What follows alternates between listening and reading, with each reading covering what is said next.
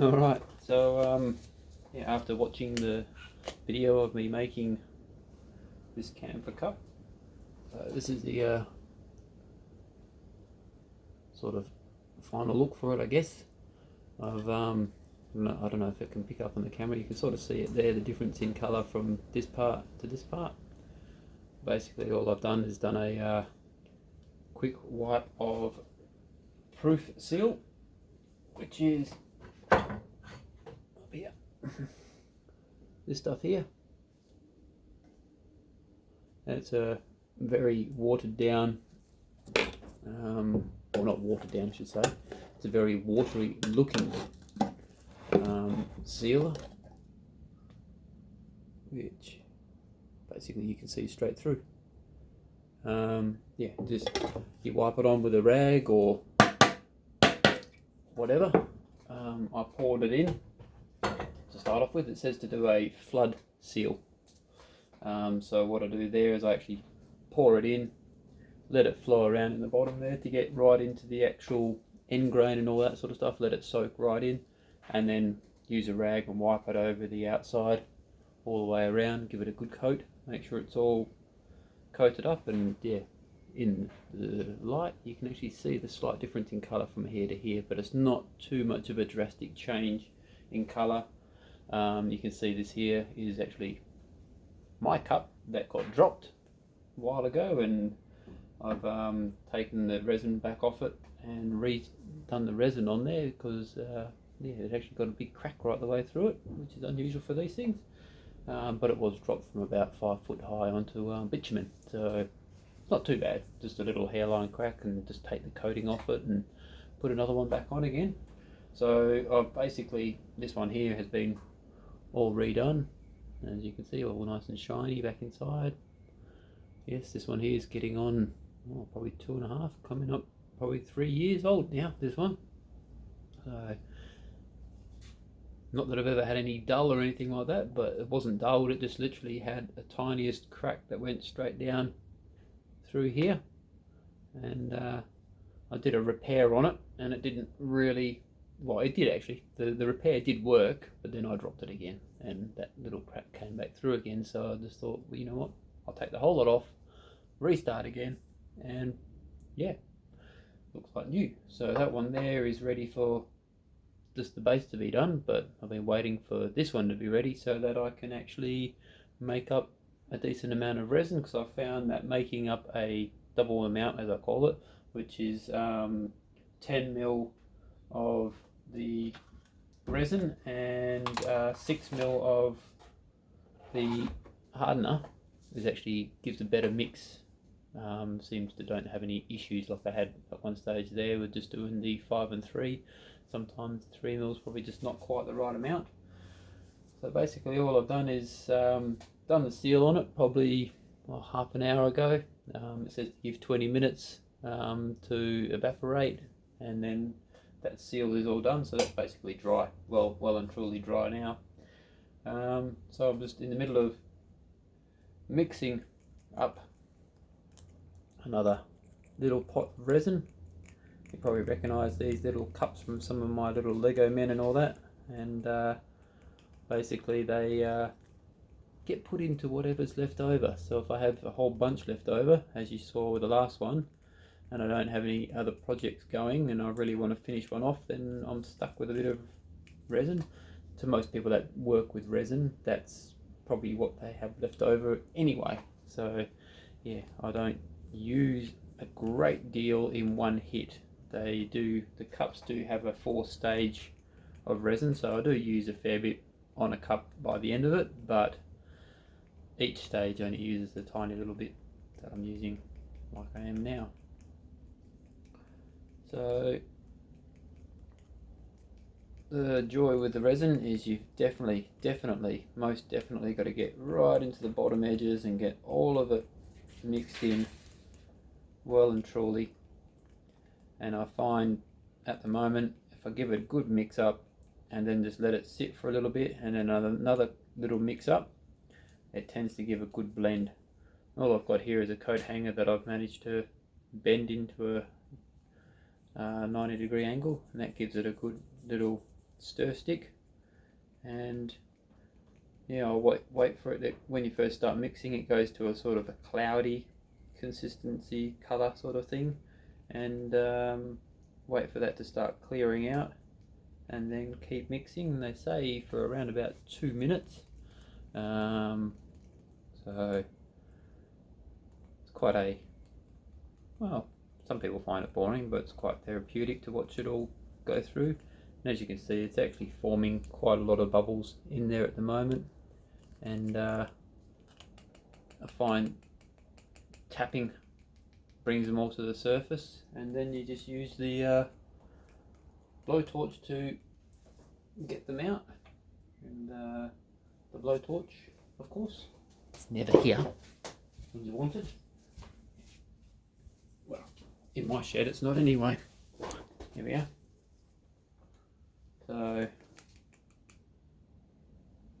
what I tend to do is, I don't know if the camera's going to pick this up or not, so I light the thing away from the resin so no sparks or bits of anything that's stuck on there go in there. Then at the top surface there, oh, flame went out.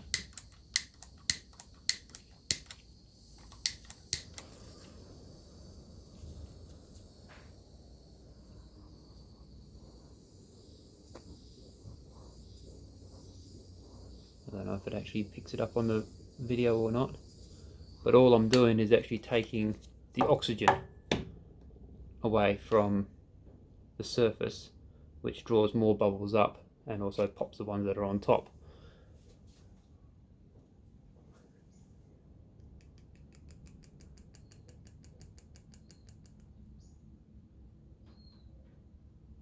A very exciting part of the video, I know, I can tell. But with what I'm about to do, because I'm only doing thin layers, the bubbles are not a drastic thing because they do come out on the surface and you can pop them later on. You've got about 10 minutes after the coating to be able to sit there and pop it all off. Pop all the bubbles on the surfaces. So with that, this is going to be able to do a coating on the outside and inside of this one, and also the base on this one here. I'll put that there. Let's sort of pick that up. There you go, you can see what's going on. So what I tend to do, this has already got a coating on it already. It's just been buffed back because basically I only redid the outside. I didn't take the whole base off and redo it. Still got all the writing, it's still original as it was. So I only need to pour on a tiniest little bit.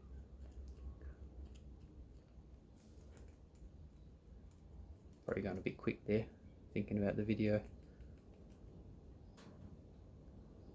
Really just let it, yeah. Goes very fluid, very watery like once it starts to bond together and the chemical reaction starts happening, because this stuff actually warms up quite warm. I've measured it up to about 70 degrees when I've been doing a thicker pour.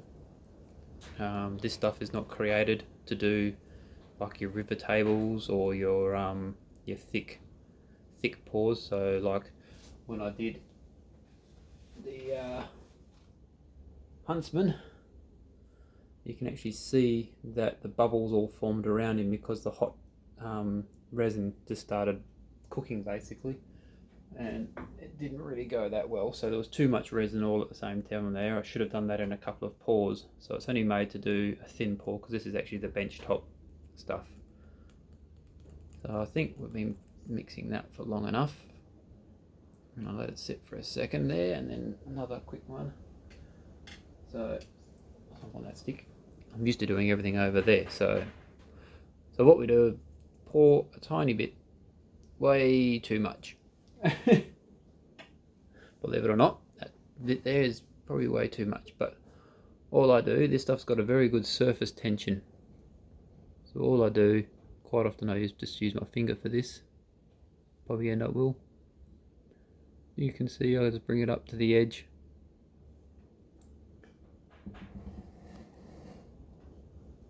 There you go, probably see a bit better there.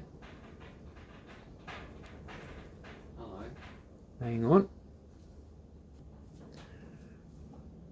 Sorry about that, just had a little visitor.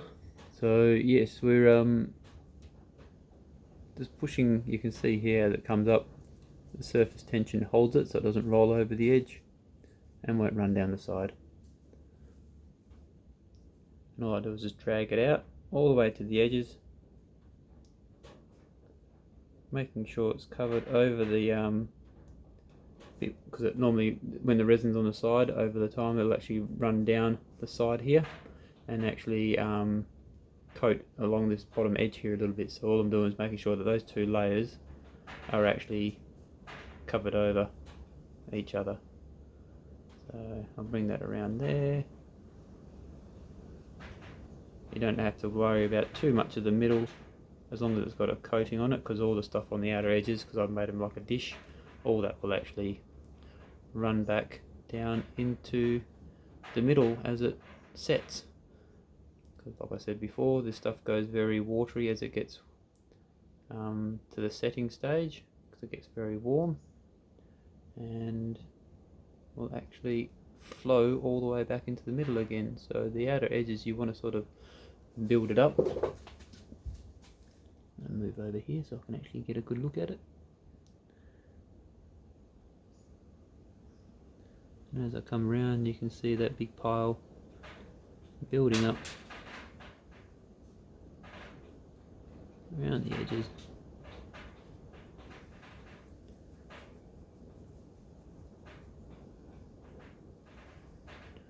Just like that.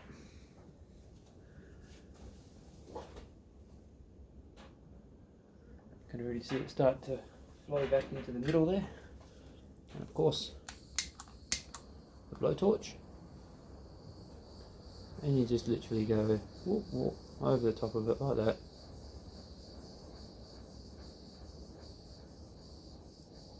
And that gets rid of all the bubbles. As you can see, I didn't sit in any one spot any long time. Just literally go over it, make sure there's no bubbles. There's something there though. You can see it right here.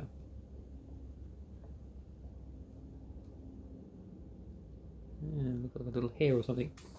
Get him out of there, make sure there's no bubbles.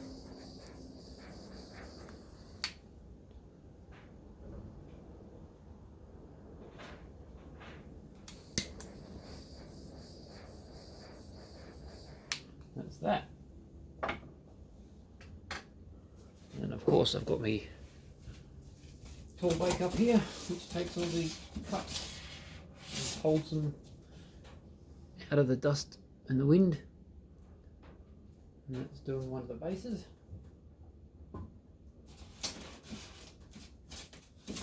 check on that in about 10 minutes or so. And then the next part is this one. And this one's going to cop most of that, so I'll pour most of it in the bottom.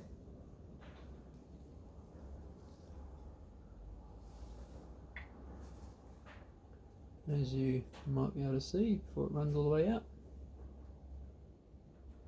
Make sure that bottom's got a good coating on it.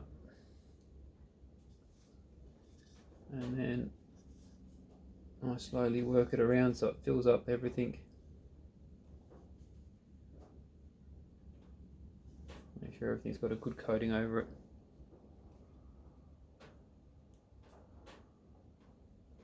I don't know if you can see, there's still quite a few bubbles in there anyway.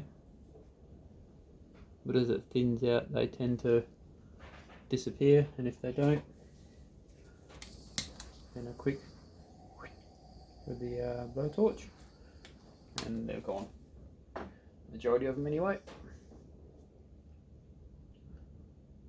There's quite a thick coating in there, as you can see, but that's going to be run all the way around the outside edge as well.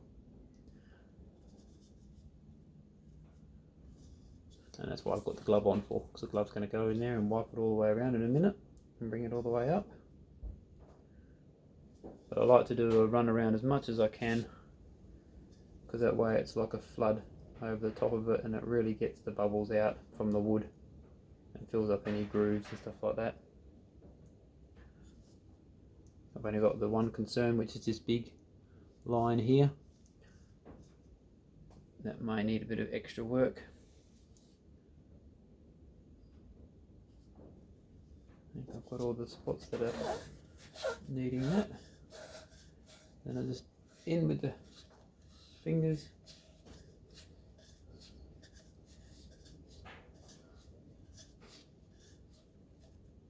Cover it over. You've seen on my other videos I do this on the lathe as well. There's a couple of different ways that I can do it. I haven't got a preferred way yet really. I seem to get some slightly different finishes out of each different method. The centrifugal spinning, which is on the lathe, tend to, if you really want to put a nice thick coating on, keeps that coating nice and even. A lot of the times I do a bit of a thinner coat. Sorry, I'll bring that up so you can actually see what I'm doing. I'm just running my hand around the inside and across the bottom, and then bringing that resin out, and as you can see, it just runs out off the gloves, and I'm just forcing it into all the grain, making sure everything's got a good coating on it.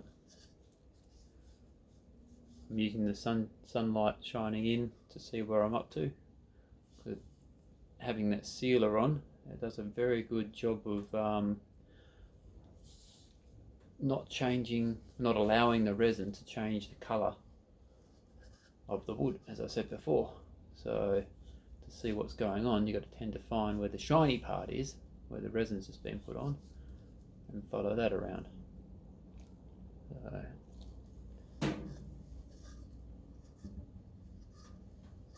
So it doesn't look like I've put much on there, but as I come around, I don't know if you can pick that up or not, you can see like a big line of it in there. So there's still quite a thick coating on there, and I just work it in, make sure it gets into all the nooks and crannies and grooves and grain lines and everything like that. And then, as you can see there, what I'm doing there, I'll put the resin back in, so I do a wipe straight up with the grain line as much as I can, because you don't want a massively thick coat if you're doing it this way. This is what I call the wipe on way. The other one's centrifugal, which is on the lathe, and then there's the pour method, which is not that you can use that on a cup sort of thing, but that's where you just pour it and leave it sort of thing. But all I'm doing is running the fingers up the outside, any excess resin, put it back on the inside, because that grain at the very bottom, which is end grain, is going to absorb quite a bit of it. With the sealer on, not as much, but I still find that it still does take a little bit more on the inside. Now the reason I'm doing this is I don't want a thick coating, because this is not going to be centrifugal spun, this is just going to be a wipe on, and if you have a thick coating on it, it will actually warm up, get viscous, and then run down. Well, the viscosity will become thin anyway. It won't become viscous because it's already viscous, but yeah, and then you'll end up with these run lines. So I try and smooth off as much as you can. Now you can see, well, I can see the line here, the black line, has actually got like a white haze through it, and that's actually the air bubbles. So as I'm going up here, the air bubbles are getting caught in that little groove and are staying there. So yet again, put it there, and we run the flame just around. You don't want to get it hot, otherwise it bubbles up. Just enough to take that back to black.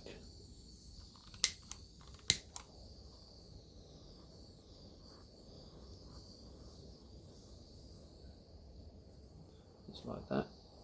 Not too many on the bottom ones. As you can see, that's the outside first coat done, and then the inside where you just run your fingers down. I do the same thing, but I run it horizontal around that way, making sure it's getting to all the little grooves, and then you take a good look to see how much excess is going to end up at the bottom. You don't want a major amount of excess in the bottom for the first lot. There's a heap of bubble coming out of that grain there. That'll pick up or not, but just on that grain there, there's a heap of bubbles. No, you're not really picking it up coming through, but I'll deal with that once I get this lot down the bottom there. I just want a very thin coating over the very bottom there once it's all run down, and just make sure that you don't have any drastic lumps on the side, because they will run. A few lines here and there won't matter because they'll all blend out, but hopefully you can see down there it's only a very thin coating going across the bottom there, taking a long time to get from one side to the other. That's a good sign. Now, right there's a heap of bubbles. You can sort of pick them up, and you just run the torch over them and you see them all disappear. The one thing you do not want to do is warm that wood up. So you just run that over, just take the oxygen away, just getting rid of everything. I've left a little line around that top edge, so I'll just take that off with a thumb.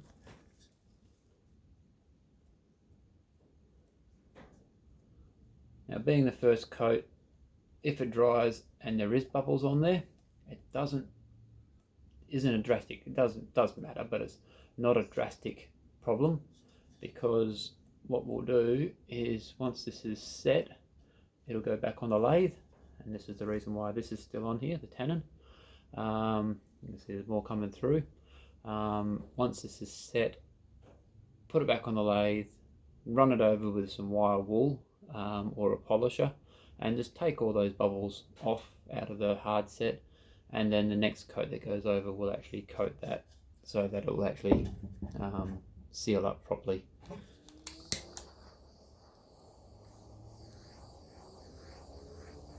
Just take them bubbles out. Hopefully there's no more around that way. There's a couple there. Get rid of that one. They instantly pop as soon as the oxygen's gone. So you don't have to get it hot, you don't have to put the flame straight on it. You start at the bottom, work your way up to run the oxygen up. That's it. And then I'll do in the bottom here, making sure that base is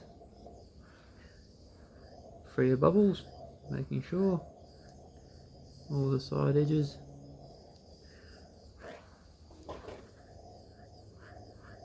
Like that. And that's a wipe on version of the resin.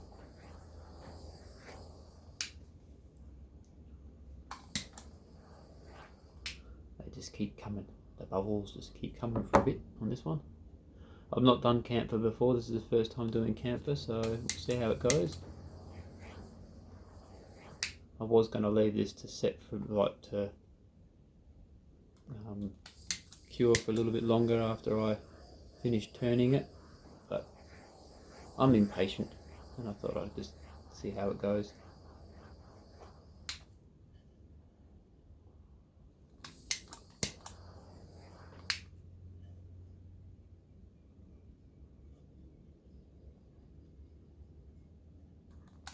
Maybe I could have done a couple of coats of the sealer.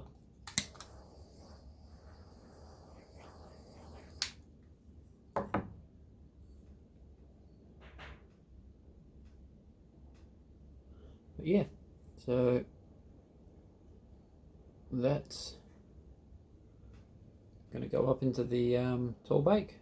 That's it. That grain line is just absolutely awesome. I love how it stayed all the way through there. I think it's going to be a nice cup, a decent size.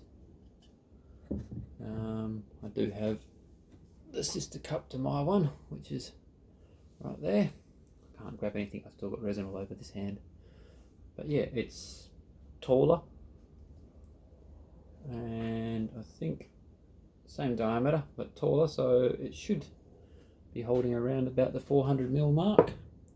So it should hold a can of drink quite nicely, and a decent sized coffee, which is around about your 16-ounce coffee, or your large coffees as they call them, depending on where you go. The bubbles are slowing down.